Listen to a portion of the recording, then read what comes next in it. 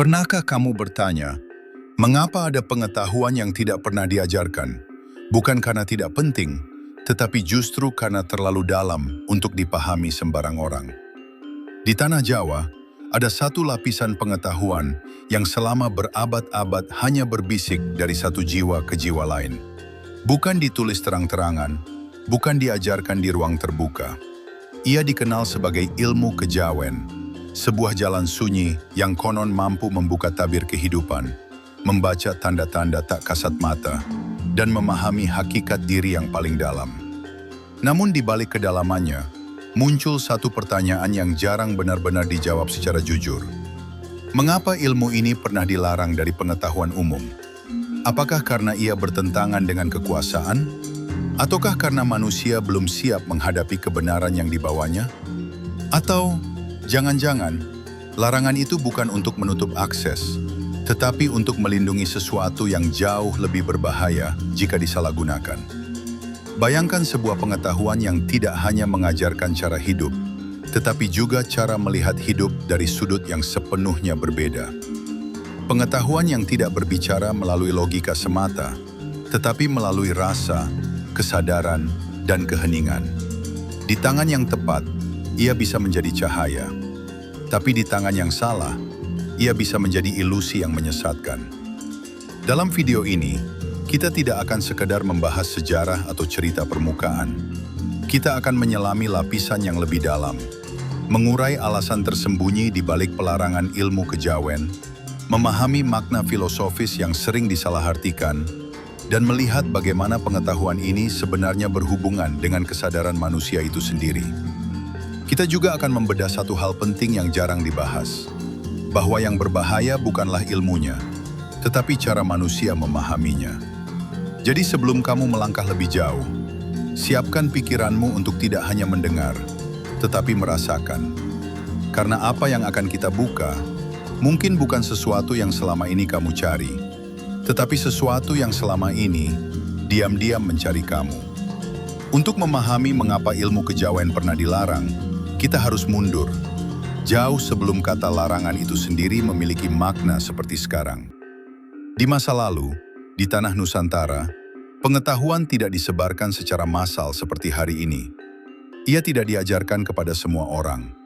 Bukan karena ingin disembunyikan secara egois, tetapi karena ada pemahaman mendasar bahwa tidak semua pengetahuan cocok untuk semua tingkat kesadaran.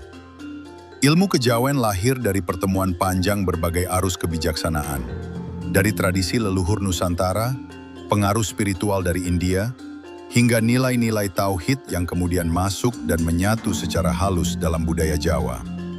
Namun yang menarik, ilmu ini tidak pernah berdiri sebagai agama, melainkan sebagai cara memahami hidup, cara membaca diri, dan cara menyadari hubungan antara manusia dengan Yang Maha Tunggal. Dalam naskah-naskah kuno yang tidak banyak diketahui orang, pengetahuan ini sering disampaikan dalam bentuk simbol, tembang, atau cerita yang tampak sederhana, namun menyimpan makna berlapis. Ini bukan tanpa alasan. Leluhur Jawa memahami satu hal penting, bahwa kebenaran yang terlalu terang justru bisa membutakan. Karena itu, ilmu kejawen tidak dirancang untuk dipahami secara instan. Ia membutuhkan proses, laku, dan kedewasaan batin. Namun seiring waktu, dunia berubah. Ketika kekuasaan mulai terpusat, baik secara politik maupun keagamaan, muncul kebutuhan untuk menyatukan cara berpikir masyarakat. Pengetahuan yang bersifat bebas, simbolik, dan terbuka terhadap banyak tafsir, seperti kejawen, mulai dianggap berbahaya. Bukan karena isinya salah, tetapi karena sulit dikontrol. Bayangkan, sebuah ajaran yang mengajarkan manusia untuk mengenal dirinya sendiri secara langsung, tanpa perantara. Ajaran yang menekankan kesadaran pribadi di atas dogma. Dalam sudut pandang tertentu, ini bisa dianggap mengganggu tatanan yang ingin seragam. Disinilah titik balik itu terjadi. Ilmu kejawen perlahan tidak lagi diposisikan sebagai kebijaksanaan, tetapi sebagai sesuatu yang misterius, bahkan kadang dicurigai. Sebagian ajarannya disalahpahami, sebagian lagi dicampur dengan praktik-praktik yang menyimpang. Dan seperti banyak pengetahuan kuno lainnya, ketika ia tidak lagi dipahami dengan benar, ia mulai ditakuti. Namun yang jarang disadari adalah ini. Banyak dari nilai-nilai inti dalam kejawen sebenarnya selaras dengan prinsip spiritual yang lebih universal. Tentang kesadaran, tentang keikhlasan, tentang mengenal diri sebagai jalan untuk mengenal Yang Maha Esa. Hanya saja, cara penyampaiannya yang simbolik membuatnya mudah disalahartikan. Akhirnya, larangan itu bukan hanya datang dari luar, tetapi juga dari dalam ketidaksiapan manusia itu sendiri. Karena pada dasarnya, pengetahuan seperti ini selalu membawa satu risiko. Semakin dalam seseorang memahami dirinya, semakin sulit ia dikendalikan oleh apapun di luar dirinya. Dan mungkin, itulah alasan sebenarnya mengapa ilmu ini tidak pernah benar-benar dihilangkan, tetapi hanya disembunyikan. Sekarang kita masuk ke inti yang jarang dibahas secara jujur, bahwa pelarangan ilmu kejawen bukan hanya soal kekuasaan atau sejarah, tetapi juga tentang sifat dari ilmu itu sendiri. Ilmu kejawen bukan sekadar kumpulan ajaran, ia adalah pengalaman. Dan disinilah letak masalahnya.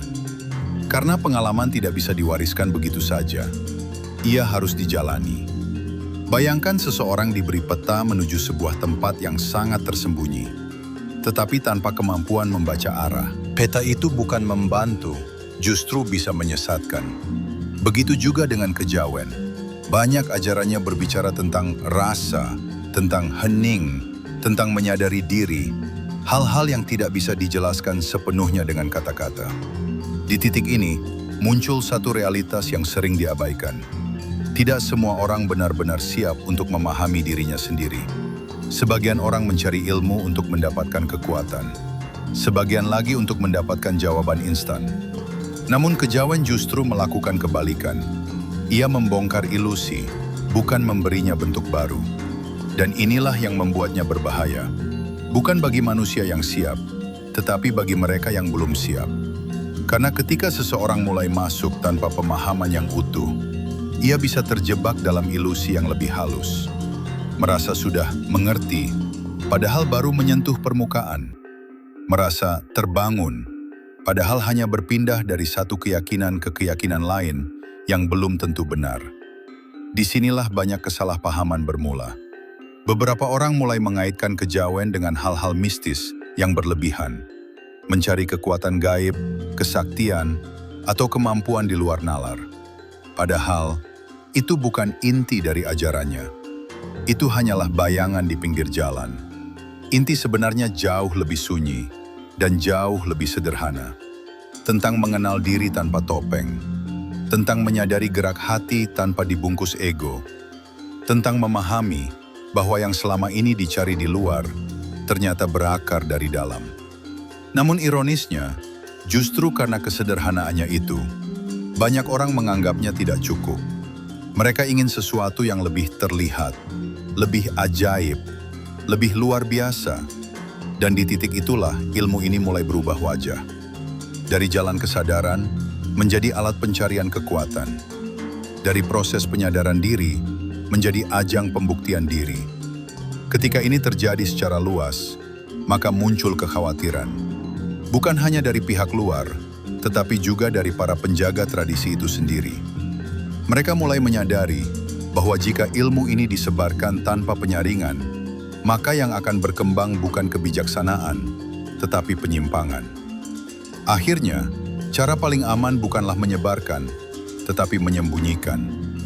Bukan untuk menghilangkan, tetapi untuk melindungi.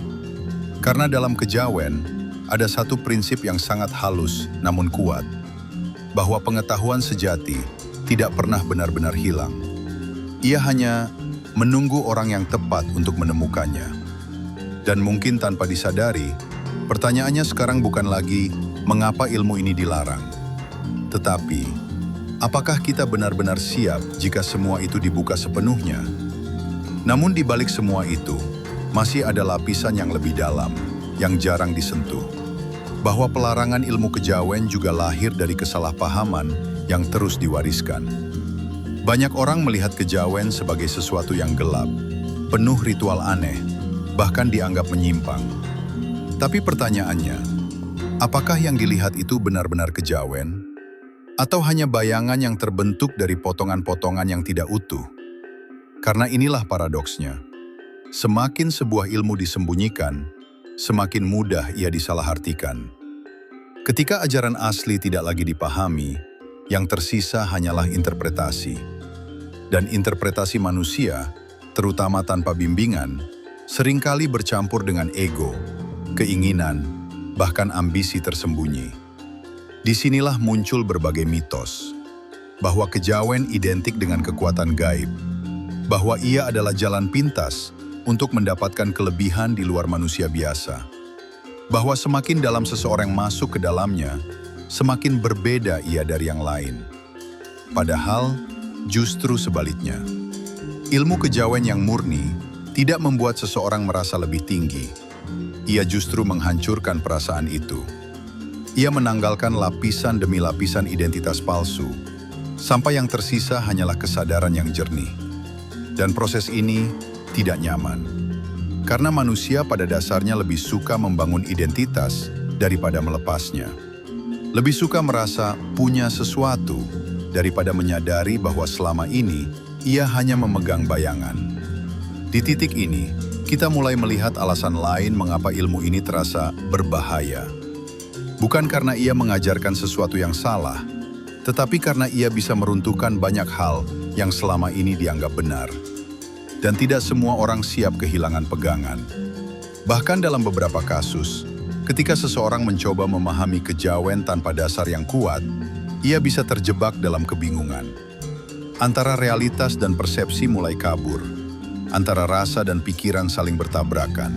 Inilah mengapa dalam tradisi lama, ilmu seperti ini selalu disertai dengan bimbingan, dengan laku, dengan pengendalian diri yang kuat. Tanpa itu, seseorang bisa tersesat, bukan karena jalannya salah, tetapi karena ia belum mampu berjalan dengan benar. Ada satu hal lagi yang jarang dibahas secara terbuka, bahwa sebagian nilai dalam kejawen sebenarnya mengarah pada kesadaran tentang keesaan, tentang ketundukan batin, tentang menyadari bahwa manusia bukan pusat dari segalanya. Namun karena dibungkus dalam simbol dan bahasa rasa, pesan ini sering tidak terlihat jelas. Akibatnya, orang luar melihat bentuknya, bukan isinya. Dan ketika bentuk itu terlihat berbeda, maka ia mudah dicurigai. Padahal jika ditarik ke inti yang paling dalam, ia justru mengajak manusia untuk kembali, bukan kepada sesuatu yang asing, tetapi kepada kesadaran yang murni, yang tidak terikat oleh ilusi diri. Namun lagi-lagi, tidak semua orang ingin kembali. Sebagian lebih nyaman dengan identitas, dengan label, dengan kepastian yang terlihat jelas. Sementara kejawen menawarkan sesuatu yang berbeda, jalan tanpa banyak penjelasan, tanpa kepastian instan, tanpa jaminan selain pengalaman itu sendiri. Dan mungkin, disinilah letak kebenaran yang paling jujur, bahwa ilmu kejawen tidak pernah benar-benar dilarang sepenuhnya oleh dunia luar, tetapi secara alami tertutup bagi mereka yang belum siap memahaminya. Karena semakin dalam kamu masuk, semakin sedikit yang bisa kamu pegang, dan semakin banyak yang harus kamu lepaskan.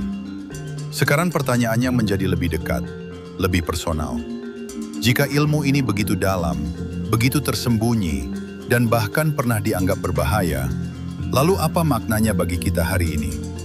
Apakah ini hanya sekedar pengetahuan masa lalu? Atau sebenarnya ada sesuatu yang bisa kita terapkan dalam hidup sehari-hari? Jawabannya sederhana, tapi tidak mudah. Karena inti dari kejawen bukan untuk diketahui, tetapi untuk dijalani. Dan kabar baiknya, kamu tidak perlu masuk ke ritual rumit atau mencari hal-hal yang aneh untuk mulai memahami esensinya. Justru sebaliknya, jalan ini dimulai dari sesuatu yang sangat dekat, yang sering kita abaikan, kesadaran. Coba perhatikan satu hal sederhana. Berapa sering kamu benar-benar sadar atas apa yang kamu rasakan, pikirkan, dan lakukan? Bukan sekedar menjalani hari, tetapi benar-benar hadir di dalamnya. Dalam kejawen, ini adalah pintu pertama. Menyadari diri tanpa menghakimi, mengamati tanpa langsung bereaksi, merasakan tanpa terburu-buru memberi label. Ini terdengar sederhana, tapi disitulah letak tantangannya. Karena kebanyakan manusia hidup dalam autopilot, bereaksi berdasarkan kebiasaan, bukan kesadaran. Dan selama itu terjadi, seberapa dalam pun ilmu yang dipelajari, tidak akan benar-benar menyentuh inti. Langkah berikutnya adalah keheningan. Bukan berarti kamu harus pergi ke tempat sunyi atau melakukan semedi berjam-jam, tetapi mulai memberi ruang di tengah hiruk-pikuk hidup untuk diam sejenak. Karena dalam diam, sesuatu mulai terlihat.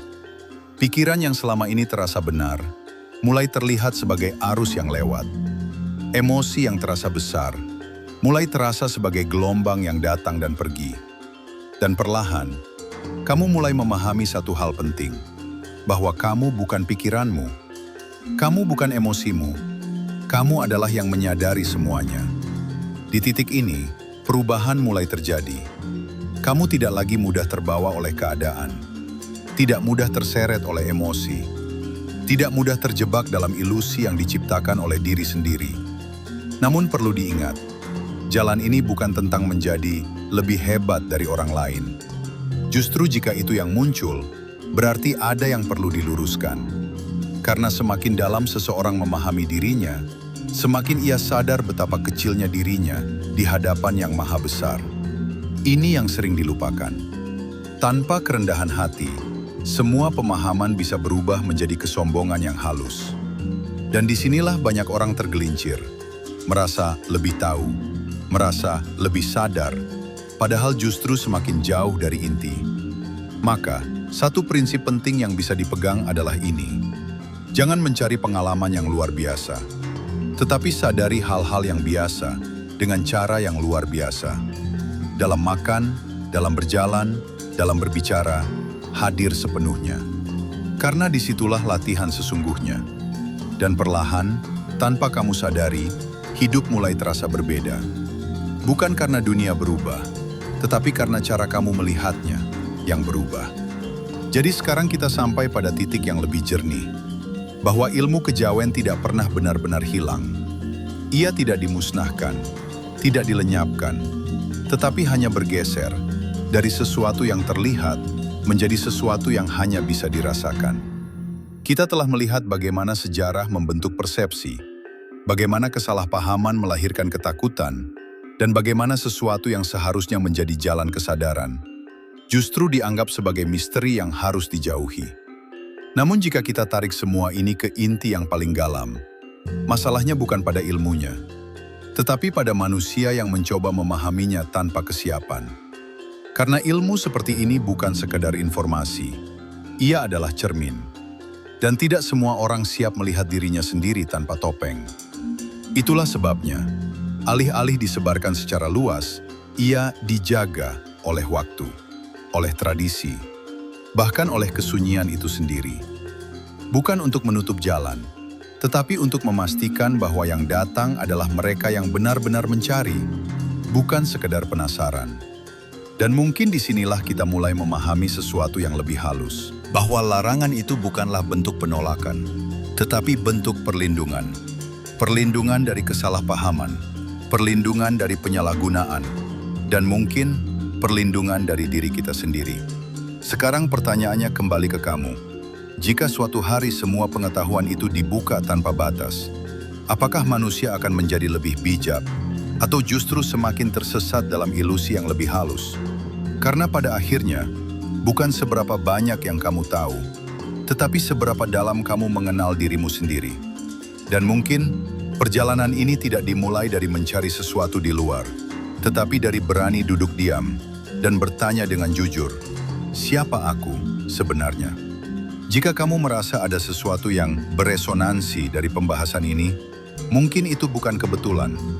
Mungkin itu adalah awal dari perjalanan yang selama ini kamu hindari, atau belum kamu sadari. Dan seperti semua perjalanan yang sejati, jawabannya tidak akan kamu temukan di luar sana, tetapi di dalam dirimu sendiri.